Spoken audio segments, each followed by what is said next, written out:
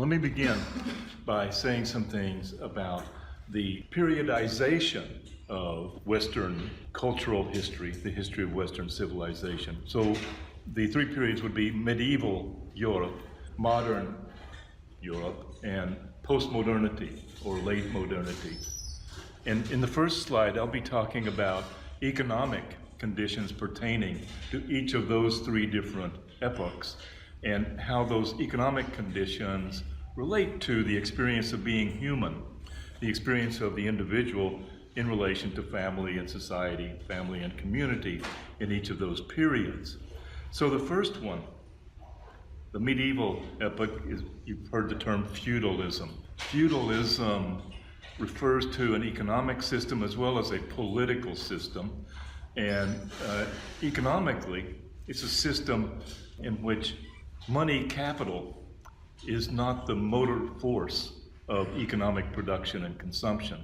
Instead, simple agricultural production, the production of crops on the land to feed a population, is what really counts. So land is the most important source of wealth in such a system. And the way to grow an economy or to get more wealth for an individual or a community in that system is either to figure out a way to grow more turnips on your land or to invade somebody else's land and steal it. Modernity is characterized by mercantile capitalism at first, and later industrial capitalism, and finally finance capitalism. And it begins to get organized. This capitalist system begins to get organized in Europe in the 13th century, late 12th century. It's first in Italy, especially, and only spreading northward later on. Over the next 400 years, the capitalist system would evolve from this small-scale mercantile phase through increasingly complex and large-scale stages of industrial capitalism, made possible by new technological developments, systems for organizing large labor forces, and global extraction of raw materials made possible by colonialism. And then finally, the current moment that we are in now, in which it's an era characterized by new adjustments to the capitalist system economically, involving the notion of globalization, of course, but hyper-globalization made possible by modern advances in communication technologies and transportation technologies, such that, for example, we can go to the grocery store and buy a piece of salmon, a fish that has been caught off the coast of Alaska, flown to China to be cut up and processed, and then flown back here for us to buy it at the shop and eat it. Sounds like a lot of a rigmarole for getting a bite to eat, and it wouldn't have been imaginable for someone in a feudal economy, but due to all the systems that we have in place for various kinds of organizational efficiencies and the technologies for transportation and so on, we can do it that way. So the medieval system is based on agricultural production as opposed to industrial production, or even very much trade in anything except for luxuries among elites. And the current postmodern, emerging late modern or postmodern economy is sometimes characterized as a post-industrial economy. And you've all heard complaints about this, I'm sure, in the political campaigns about how you can't get a good factory job anymore. And one thing about this is that it sometimes is represented as though information technology and finance and consumerism have all displaced the economic power of industrial production. But another way of looking at it is simply that heavy industrial production has been displaced from the metropole, from the advanced industrial societies, onto the peripheral economies in the Pacific Rim, Asian Pacific Rim, or in South America or other places where labor is cheap, and because of the transportation efficiencies, things can be moved around.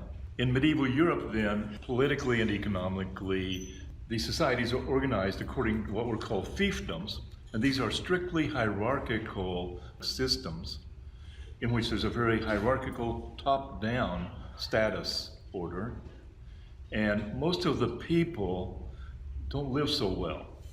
Most of the people are peasants. It's a triangle model of a social structure with a very few very rich and powerful aristocrats at the top, and a large mass of peasants just barely living at the bottom, but doing the work. The modern period from 13 or 1400 to the year 1950 or so is characterized by the emergence of capitalism, first mercantile capitalism, the expansion of international trade in more than simply luxury goods, and the growth of towns and cities, the development of craft guild production, and economies that will lead to the emergence of a large middle class, and not simply a very few very rich aristocrats at the top of an order and lots of peasants at the bottom. And eventually, the emergence of the nation state and republican and democratic forms of government. And when I say republican and democratic forms of government, I'm using those terms with a small d and a small r, not referring to our particular political parties in the United States, but the idea of popular representation, the idea that leaders are chosen by merit in some way, and that societies are governed by constitutions or consensual agreements in which it's assumed that the government is by consent and not by decree. Also, a dark side of that period, the emergence of colonialism, in which the advanced industrial countries usurped and exploited resources from other places that they were able to dominate because of their advanced military power, as you all know. Then postmodernity.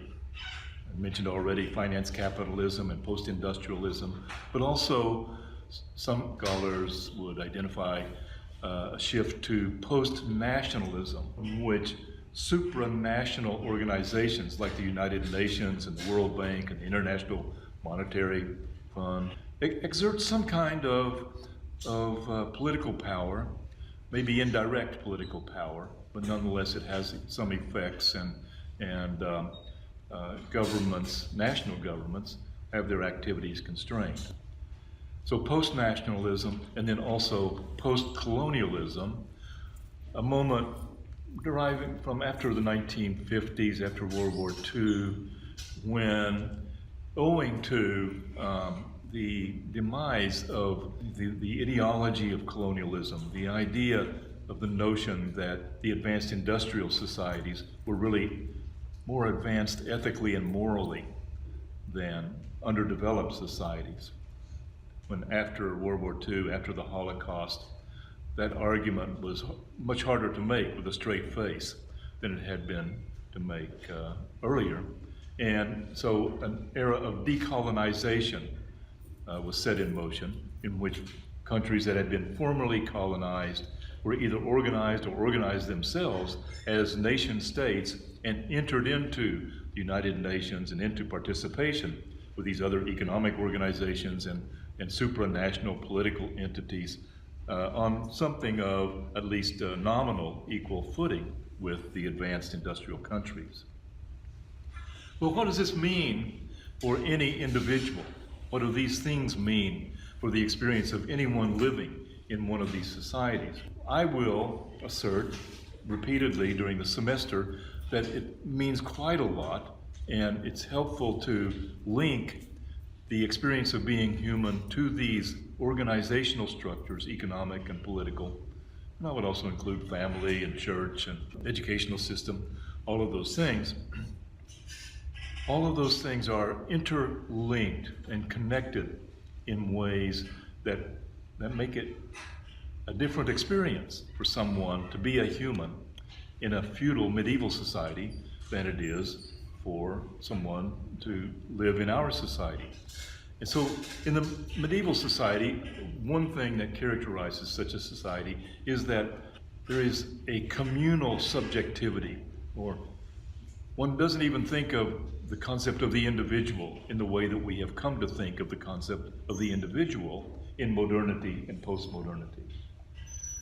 Who you are is so much determined by the class you're born in, the land you're born on, your extended family relations, and your place in the hierarchy, that your scope of mobility as an individual is very highly constrained. And that's a different way to be human than our way that we think of.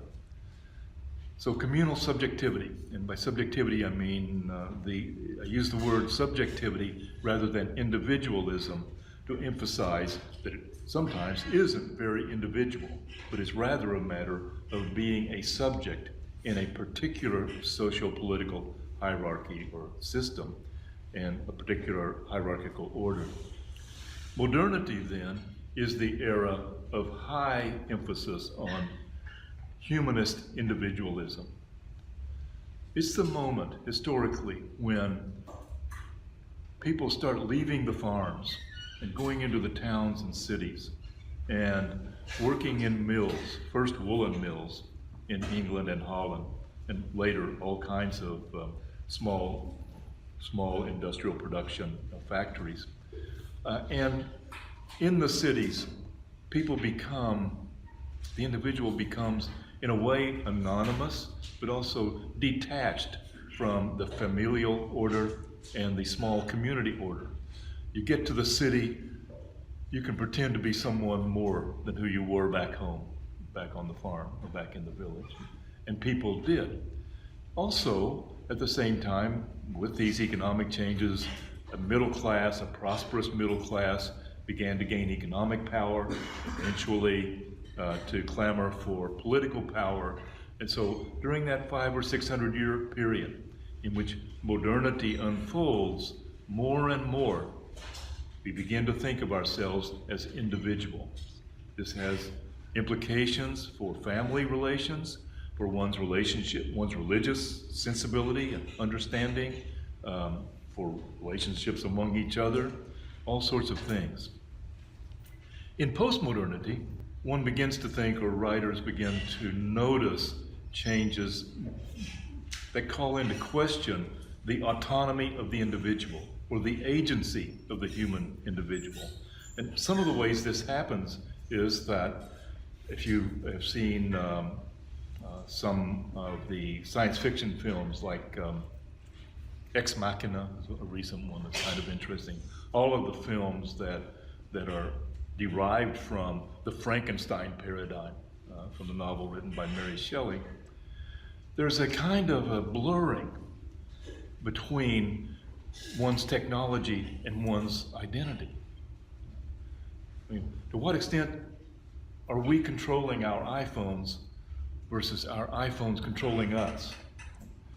So post-human subjectivity notes the way our technologies, our information technologies especially, but all sorts of technologies, turn us into cyborgs, cybernetic organisms. We have prosthetic devices, first eyeglasses and clothes and shoes that enable us to become something different as humans than we would be without those things, and eventually pacemakers and artificial hearts and artificial limbs and all sorts of really complicated additions to the organic human body that become part of ourselves, and one doesn't see the distinction, the borderline between the machine and the human. Another dimension of post-human subjectivity that these thinkers note and write about is the blurring of the lines between the human and the animal. As we learn more about animal consciousness, the consciousness of high mammals especially, we notice that things that were always taken for granted about porpoises and whales and chimpanzees and crows, lots of different kinds of animals, were not true. All of those animals, or most of those animals, may use tools, for example. And an old definition of the human was the animal that uses tools. Those different kinds of animals also use language, we've come to understand. So with greater understanding, this line between the human and the other kinds of animate species gets blurred, All of those things are part of post-human subjectivity, and they are changing our experience of being human. Finally, I'll say something about how religion, for instance, has related to these changes in the experience of being human in different historical periods. And let me preface this by saying one way I like to think of literature, and I would include religion with this also, is that these systems, literature, the educational system, the family system, religion, are sort of like the software that helps us manage the technology of being human. They tell us that either by formulating prescriptions or by making more subtle suggestions simply in the structuring and ordering things. So in the feudal era, as far as there was a kind of a religious sensibility, at least for peasants, it was taken for granted, and Roman Catholicism in Western Europe was the religion until they encountered Islam during the Crusades beginning late 11th century. And that could be just taken for granted. And it wasn't just that the authority system of Roman Catholicism asserted that it must be adhered to. It was also that in a system like that, it would be difficult to imagine not simply agreeing to what everybody else knew to be true, that envelope without which one could not think, that framework without which one could not think. It was the boundaries. It represented the boundary of the possible. And there are rare examples of people trying to think outside that box. Some of them were martyred and others were just ignored. Modernity is characterized above all in Western Europe by the Protestant Reformation. Martin Luther and John Calvin challenging this dominance of the Catholic Church and saying that the individual should have a direct connection, the individual Christian should have a direct connection to God, to the Creator. Notice how that emphasizes the individual's religious experience as opposed to the subject having a religious experience that is mediated through a church hierarchy. Let me talk a little bit about the conditions of knowledge production. In the medieval period, what is true is simply what God has ordained. Knowledge is assumed to be derived from God. Knowledge is divine. The truth is divine. And the priests of the Catholic Church are the voices or the arbiters of that. But in modernity, along with the rise of individualism, the rise of the middle class, and the spread of first printing in vernacular languages, and soon education more broadly distributed, scientific rationalism becomes the criteria by which truth is judged. And religion loses ground consistently over the centuries to science in determining what most people will take as truth, and also in determining how the society will organize itself for reproducing its conditions of reproduction, or for producing its conditions of reproduction, including in the educational system. So, whereas in medieval Europe, those who were educated would be educated in the study of Greek and Hebrew and Latin in order to translate the Bible and transcribe it, and in theology. At this time, in the Middle Ages, what you learned was what had been passed down from the ancient authorities. So Aristotle said this, Ptolemy said this about the universe, Plato said this. You began by assuming that they had it right, then you might add something to it. But sometimes they had it quite wrong. You know, one of the most famous examples is the heliocentric universe. Those thinkers all thought that the sun and the planets all went around the earth. Not true, right? Planets go around the sun. When Galileo with his telescope, after Copernicus and Kepler, was able to pretty conclusively determine that the Earth was going around the sun, and he published it in a book, not in Latin, which only the elites could read, but even in Italian, which anyone in Italy who could read could read. It led to his eventual appearance before the Inquisition and his final house arrest, because the church said, the Bible says, the sun goes around the earth. Scientific experiment, actually observing and recording phenomena and collecting and organizing data are important. And knowledge, scientific knowledge, is built incrementally. You don't always go back to Aristotle or Plato or Galen or Ptolemy. You read the latest research and see what someone has discovered, and you see if there's a refinement to be made, or you try to reproduce the experiment and see if it works for you. Well, that eventually leads to a moment that we identify as the Enlightenment. And the Enlightenment is a philosophical position that sees human reason, the human consciousness, and science and rationalism as the epitome of human achievement and as really what makes us human.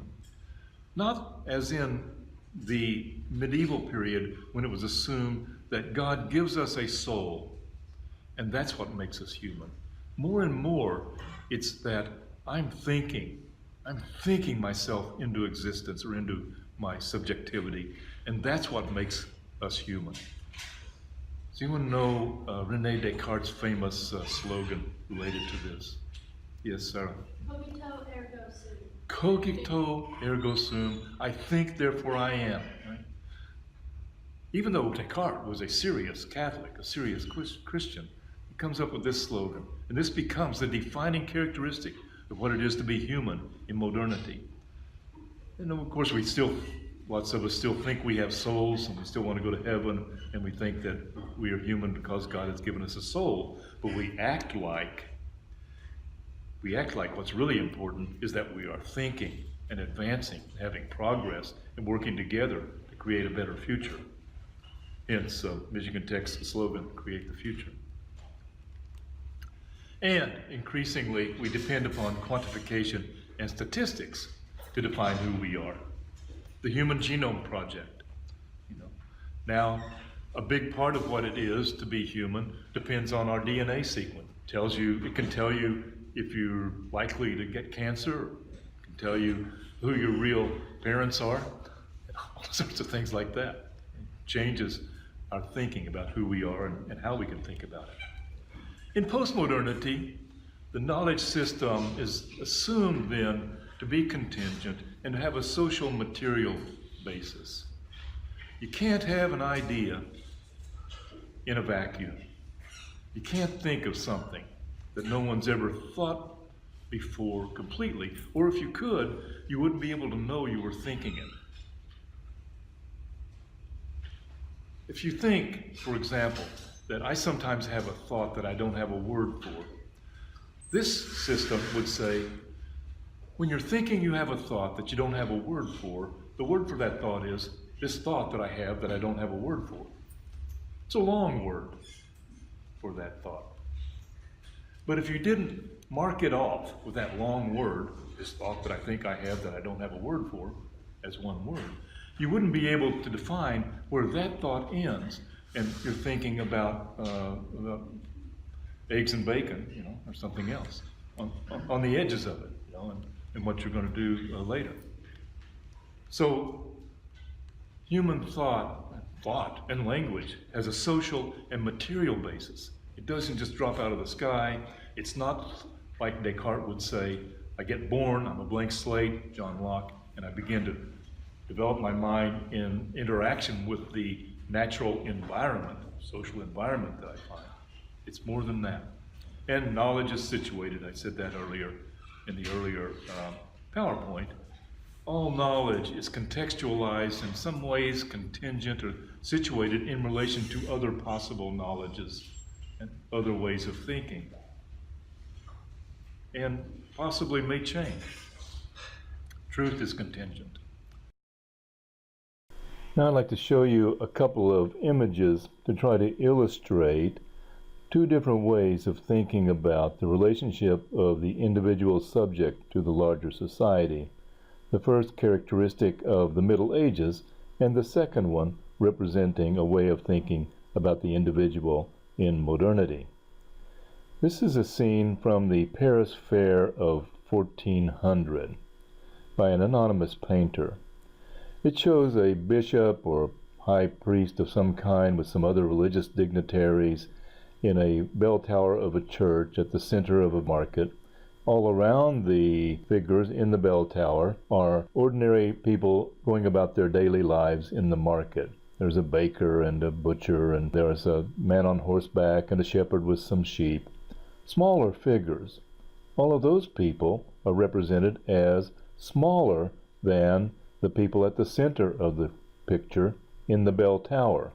That's because the people in the bell tower are the most important people in the society. Everyone else is secondary to them. The lives of everyone else revolve around those important people. For this painter, the goal is to represent the social hierarchy of this society in his painting. Now, consider this painting by Pietro Perugino, painted around 1481 to 1482. It's a fresco in the Sistine Chapel. Perugino's painting also shows us some large figures and some small figures, but Perugino uses the optical illusion of the converging lines of the tiles in the plaza to indicate that the small figures are really the same size as the larger ones. The people just appear smaller because they are farther away. There are some important people here. That's Christ handing the keys to St. Peter at the center of the scene. But Christ is represented as human scale. In effect, Perugino is taking for granted a fundamentally humanist, realistic, modern perspective that is quite different from that of the painter of the market scene just 80 years prior. With that, I'll conclude this lecture. But, as always, if you have questions or comments, don't hesitate to send me an email.